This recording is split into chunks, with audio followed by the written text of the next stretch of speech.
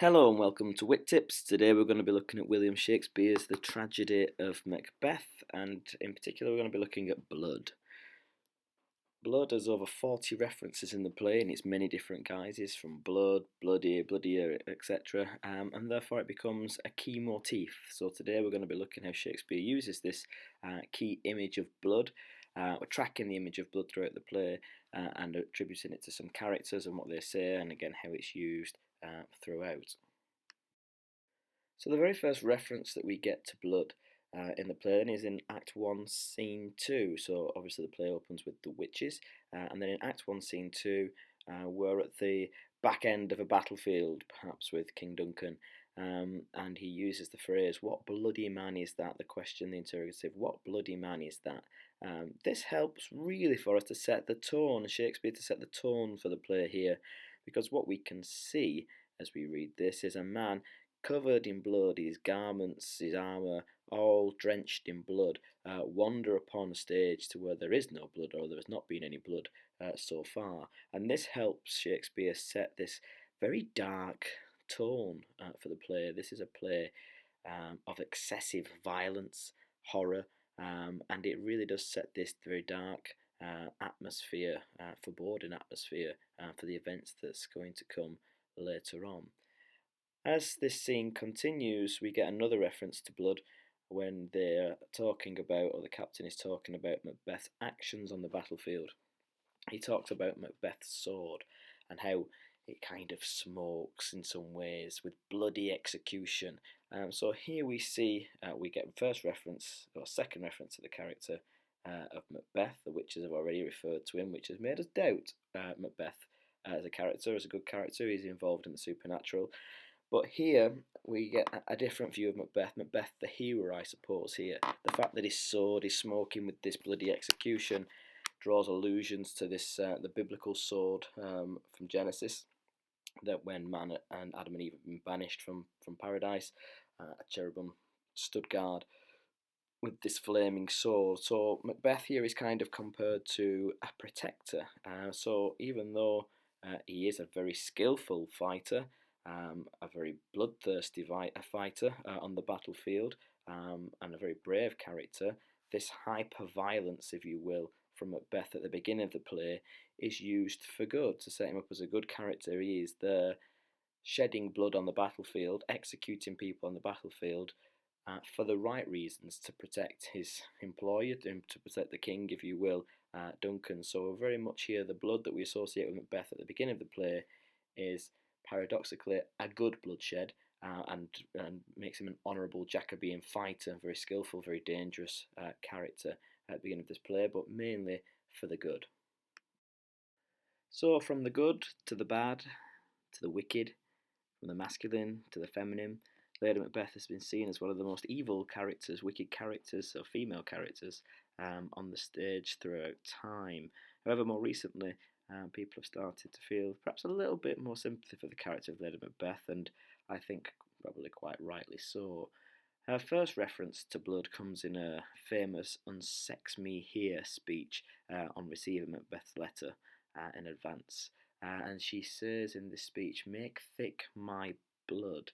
The use here of her blood and thickening of her blood linked to this stripping away of her gender, if you will, her femininity, and links more to this unsexing, because the idea that her blood would become thick, become clotted, links to this idea that she could somehow stop and prevent her femininity, stop her menstrual cycle, and you can link this into, again, to her wanting to stop her femininity, talking about her breast milk becoming bitter and gall in some way as well. And the feminist critic Sandra Gilbert uses a lovely phrase which I quite like for Lady Macbeth.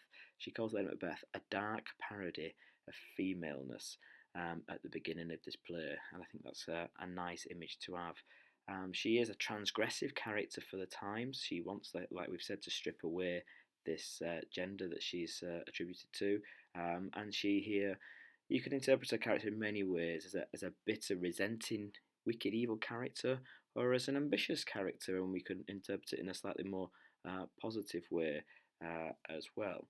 Some of the other quotes that we've got here talking about Lady Macbeth and blood, we see the downfall of Lady Macbeth. We talk about the tragedy of Macbeth. There is also this tragic downfall of Lady Macbeth as well in this play, because as she aspires to stop and strip away her femininity at the beginning of this play by the thickening of her blood, at the end of the play, ironically, it's the fact that she can't stop the blood that causes her to descend into madness. This idea now, where the metaphorical blood at the end, this illusionary blood that she can see, which is quite clearly a symbol, and we've talked about this motif of guilt running throughout this play for blood. She can't stop it now. So she wanted to stop it at the beginning. She wanted her blood to thicken, and by the end of the play, the blood that she could see is no longer bothering her as much as the blood that she can't see, metaphorically now, because the blood is all illusionary at the end of the play when she's talking about the blood. Who would have thought that the old man had so much blood in him? And she's talking about the death of Duncan here. This idea then that what she's done is consuming her and she can't handle it. But the last quotation there, about the blood on the hand and the out damn spot, that you could link to this as well. But this blood on her hand, and it's not even the fact that the blood's on her hand, it's the smell of blood now. She stinks of guilt and of sin, and she can't cleanse her soul, and she's gone from being quite a strong character who could direct Macbeth at the beginning of this play to a very weak character, and we can track that through her use and her references of blood and how she handles and how she reacts to blood throughout the play. At the beginning, she's very strong, she's very adamant, she's very commanding of wanting this blood to stop, and at the end, like some sort of tap, she cannot switch off this image of blood that runs throughout her, in her head, in her nightmares, in her dreams, waking, asleep, and on this transition, she cannot stop seeing, smelling, perhaps even tasting this blood now. She's a very damaged character by the end of this play, so much so that she can only resolve it by taking her own life and committing herself to eternal damnation. From the wicked and the damned, then we go into our hero, in inverted commas, Macbeth. Macbeth has lots of references to blood throughout this play. The first one, or one of the early ones, is he sees it during his famous soliloquy: "Is this a dagger I see before me?" The dagger transforms before his very eyes, and suddenly it now appears with gouts of blood upon it, which again is reflective of Macbeth's mental anxiety, psychotic state that he's about to descend into here. And the reason that he goes mad, and the reason that he's seeing this illusionary dagger now, is the quote that comes after this: "The bloody business, it is the bloody business which informs this to mine eyes." Macbeth can't even bring himself to say what it is. He euphemistically refers to it as business, when really this business is regicide. It's the murder of a king, it's the murder of somebody who he was at the beginning quite loyal to, and that causes him great stress and angst, and he can't refer to it in that way. As we go on then, this idea of the business, the regicide, after he's done it, he can't handle that at all, and we see that in the next quotation here, where he's talking about the blood on his hands. He wanders back on stage, again just reinforcing how bloody and how dark this play is, and how violent this play is as well. He wanders back on stage, his hands are covered in blood, and he uses the hyperbolic metaphor of Neptune's ocean. Will all the water in Neptune's ocean not wash away this blood from my hands? Well, it will wash away literally the blood from your hands, Macbeth, but metaphorically, the blood that is now this motif of guilt, that is never going to go away. That is just going to grow and grow and grow for him. And really, that's what he's saying here now. He's committed the ultimate sin, the ultimate grave sin that he could commit for Jacobean times, and he will pay the price for this throughout the rest of this play, and throughout the rest of his life, as like we said, he's eternally damned. By Act 3, we see Macbeth kind of compose himself. He very much like a pendulum throughout this play, of swinging between periods of stability and periods of madness. And by Act 3, he's using the image of blood as a piece of political rhetoric, if you will. He talks about the bloody cousins, and this idea that they're still not confessing their sins for murdering their father Duncan, Donald Burnham Malcolm, he's talking about here, and he calls it a cruel act of parricide that they've done, which we all know. There's a sense of dramatic irony here. We know Macbeth done it. It's not an act of parricide, it is an act of regicide, but he puts on this kind of political face, and uses the image of blood to kind of stir those people around him that probably have more than just doubts as to Macbeth's behaviour and actions throughout this play so far, but he tries to regain some control here, and save some kind of face. As Act 3 continues, we get to the banquet scene, and this is perhaps one of the bloodiest scenes in this play, again, just reinforcing how horrifying, how dark, how gothic, how violent this play is as well. And we get the banquet scene where Banquo's ghost reappears to him, and again we've got the quotations like "shake your gory locks at me" to suggest that his hair is all matted in blood, as well. But towards the end of this scene, we see Macbeth become quite philosophical here, I suppose, in this idea that blood will have blood. In this little speech, I think the word blood is used 4 times in one little exchange from Macbeth here, but he talks about blood will have blood, and like I said, this is him becoming quite philosophical here. He's realised now that the initial bloodshed that he's committed with the killing of King Duncan means that he's got to kill more and more and more, and he then has to kill Banquo, and by the end of it he has become a serial killer, for want of a better word. But he can't handle that. It's like I said, this bloodshed that he's now created for himself.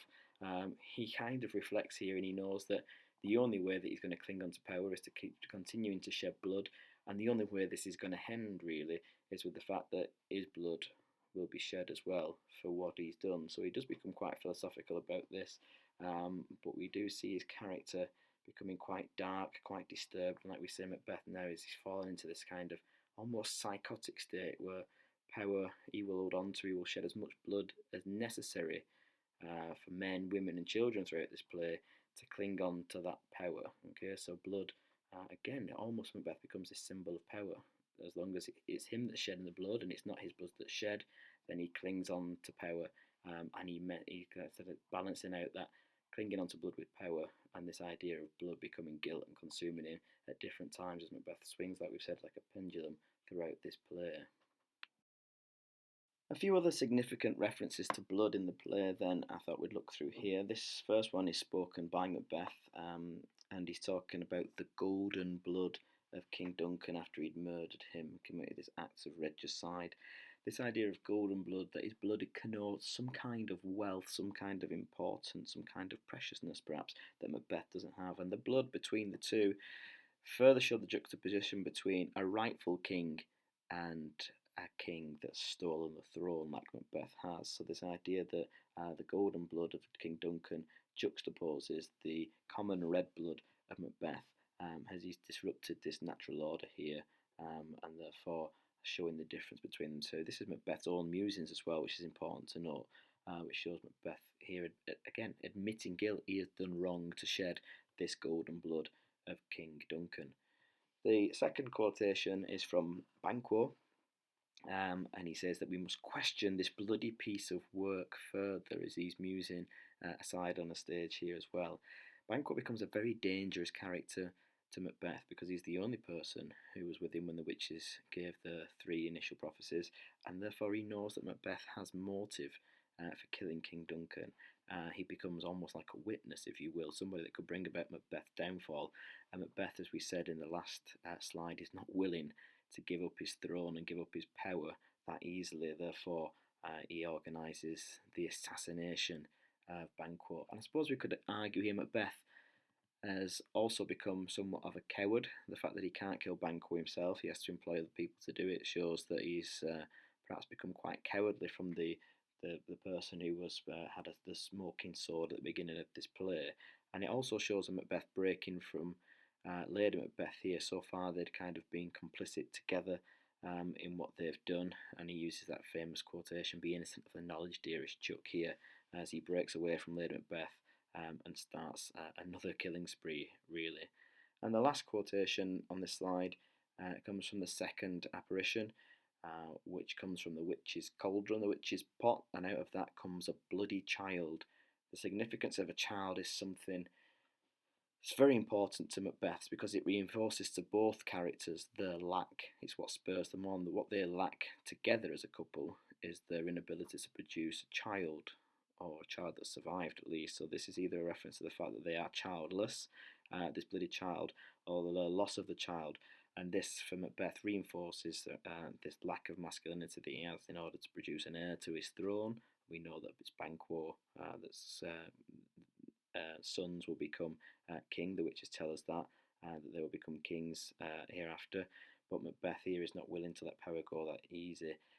And as if he needed any encouragement, what the bloody child apparition tells him is to be bloody bold and resolute. Macbeth is probably the last person that we need any advice on the fact that he needs to shed blood to cling on to power. We know that he's already realised that from when blood will have blood in the last scene.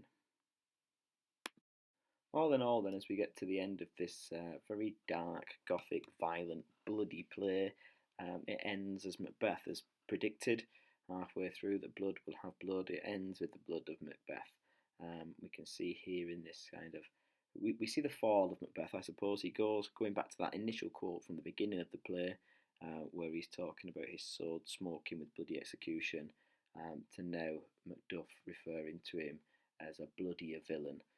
Thou bloodier villain, which again, this pre-modifier here of bloodier suggests that he has fallen from grace, and also the term he's now a villain. He started off as a hero, he was good, he was shedding blood to protect people, and then he goes to shedding blood merely for his own personal gains and ambitions, and then to protect himself and the power that he's created for himself. So in this final scene then, Macduff and Macbeth fight, and the final act of bloodshed that we see off stage is the death of Macbeth, and then Macduff returns with Macbeth's head in a helmet on stage, and that's the end of the tyrant butcher that is Macbeth. And both these characters now, wicked or evil as they may be, Lady Macbeth and Macbeth, have both met their bloody end in this play in very different circumstances, and I suppose our tasks as people who study this text is now to try and think about where our sympathies lie. Do any of these characters of Macbeth and Lady Macbeth deserve any sympathy for us whatsoever for the blood that they have caused to be shed themselves, or do we feel any sympathy for their own ending in any way, shape or form throughout this play?